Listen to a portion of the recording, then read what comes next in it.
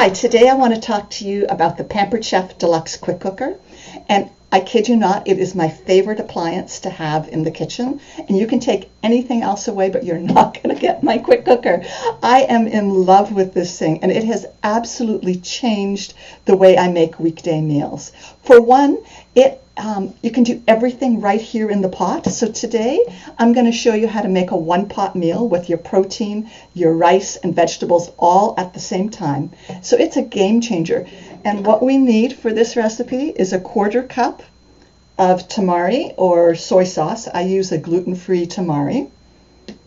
We also need, it says 2 cloves of garlic. I really like garlic, so I'm going to put in 3 cloves.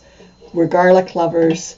The Pampered Chef garlic press is fantastic. If you don't have a great garlic press, definitely consider this. I find that it creates a wonderful mince to my garlic. And it comes with this little scraper tool that really helps you clean it with its little brush to clean out the holes. And so the garlic, the tamari, I need 2 tablespoons of mirin, which is like a rice cooking wine. And there's not much in here, so instead of measuring, I am just going to put it in because I don't think that's quite 2 tablespoons. And it also needs 2 tablespoons of honey. Again, I tend to not be too particular about measuring. So, I find with cooking, you can take a lot of liberty, and I'm not as precise with my cooking, but baking is another story. That's where you want to have exact measurements to get the best results. So I'm just whisking these ingredients together. This is inside the stainless steel inner pot, and I just whisk it together. When you're using the pressure cooker, you always need to make sure that you have liquid on the bottom, and the chicken is going to release some juices, so that will count as some of the liquid, but basically you need about 1 cup of liquid altogether. And now I'm going to put in some ginger. Our fine grater makes the finest grate of the ginger, and I find if you freeze your ginger and then grate it, it is super easy to grate.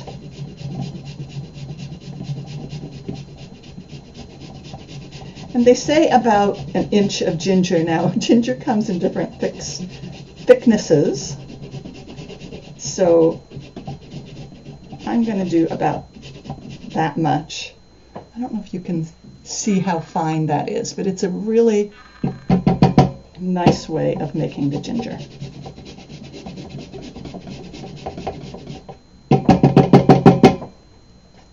I'm whisking that in. And now I'm taking chicken thighs, and I'm just going to put those on the bottom of the inner pot here, the stainless pot. I've trimmed the fat off. And you don't want this to overlap. You want this to be a single layer of meat. And here you'll see that I've put in, I believe this is 6 thighs, and that fits perfectly. So then we have this little trivet that has kind of tall legs. This comes with your pressure cooker. I'm going to set this over top of the meat and make sure that the feet rest on the bottom. And then that's just over top. And then what I'm going to do is put the rest of our meal in our ceramic pot. So I'm taking brown jasmine rice, and I'm going to put in 1 cup of water. I'm going to put in 1 cup of the brown jasmine rice.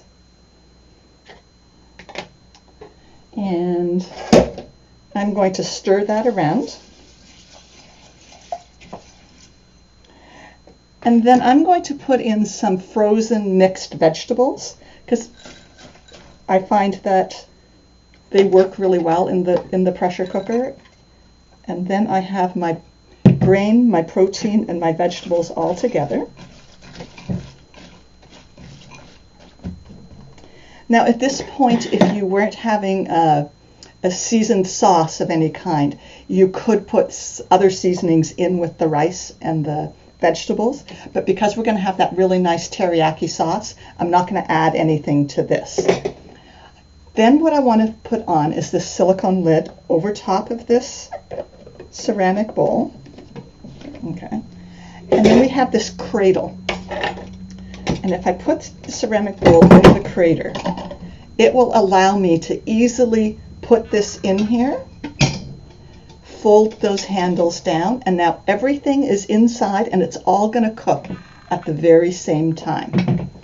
So one of the important things when you're using the pressure cooker is the lid needs to be sealed properly. And what you see here is that it has a silicone gasket. You want to make sure that's positioned and all the way down. And you also want to put the lid on correctly. So one of the things that's great about the Pampered Chef Quick Cooker is the safety features that are built into it. I really like, I've had an Instant Pot, and with the Instant Pot, where you release the steam is the same place where the steam comes out. With the Quick Cooker, this is the button that you push to release the steam, but the steam comes out about 3 inches away. I really like that safety feature, and you have to be very deliberate about releasing the steam versus accidentally bumping it. So there is a little arrow right here and a little arrow right here. You want those to line up, and you also want to make sure that this is not indented. You want it to be up, and you want this to be flat. And I'm also going to show you this little red knob. When it is under pressure, it will come up and a tiny bit of it will stick up, and then you will know that it is under pressure. So I'm going to put this on. I'm a little bit backwards here, but yes, there we go. I'm going to turn this dial to the poultry setting.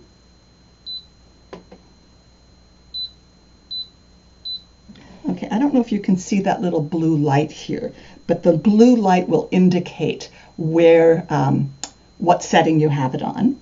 And then I'm going to push time, and I'm going to use this down arrow to set it to 9 minutes. The rice, because it's brown, should take a little longer, so I'm going to actually do the 10 minutes here. And then I'm going to press start. So one of the things you need to know, when the time says 10 minutes for it to be complete, that is after it comes up to pressure. Okay, so you're bringing it up to pressure, and then this will start counting down. Right now you're just seeing this little racetrack here. Okay, this racetrack just means that it is working, but it's not up to pressure yet. Once that comes up to pressure and starts counting down, this will cook for 10 minutes. To show you that the red button has popped up. This is fully under pressure now, and you will see instead of that racetrack, we now have it counting down from 10 minutes. So this is 10 minutes to cook under pressure, and then it will stop. And as I mentioned, we'll allow it to naturally release the steam for 10 minutes before we manually release the rest. But I just wanted to come back on just to quickly show you what it looks like once it comes under pressure. So the other thing you may have noticed when I was putting the rice and the water into the dish, and I forgot to mention, but you probably noticed that the water to rice ratio was basically 1-to-1.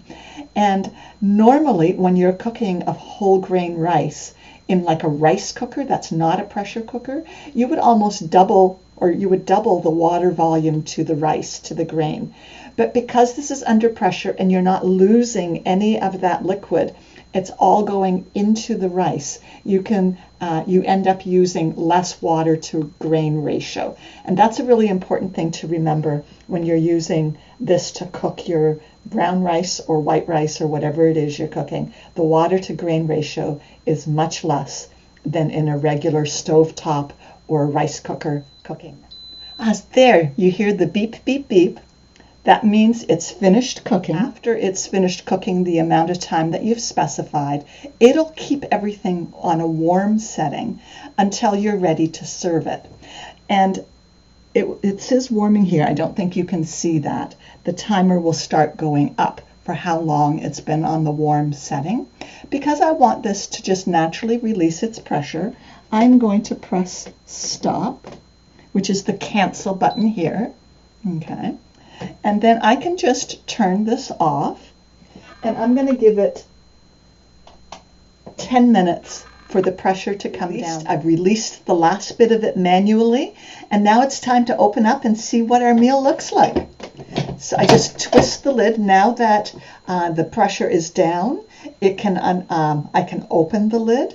While it's under pressure, you cannot open the lid. It's one of the safety features that's been built into the pressure cooker. And I really like that about the pressure cooker. There's not going to be an accident where you get sudden steam pouring out. So then, I like our little micro grippers because it makes it easy to pull this out. I'm pulling out the pot with the rice and the veggies. And then I am just going to pull this off. Actually, this isn't going to be hot.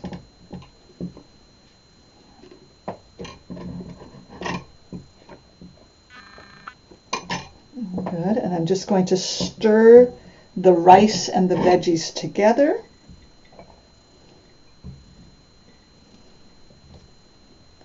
And let's take a little look at the actual chicken that's in here. It looks beautiful.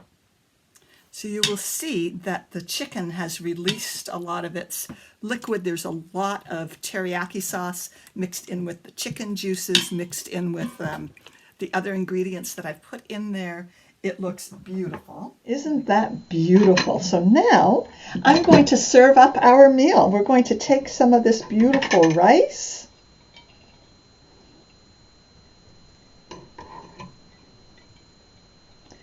The rice and the veggies all together. I'm going to take a beautiful piece of the meat.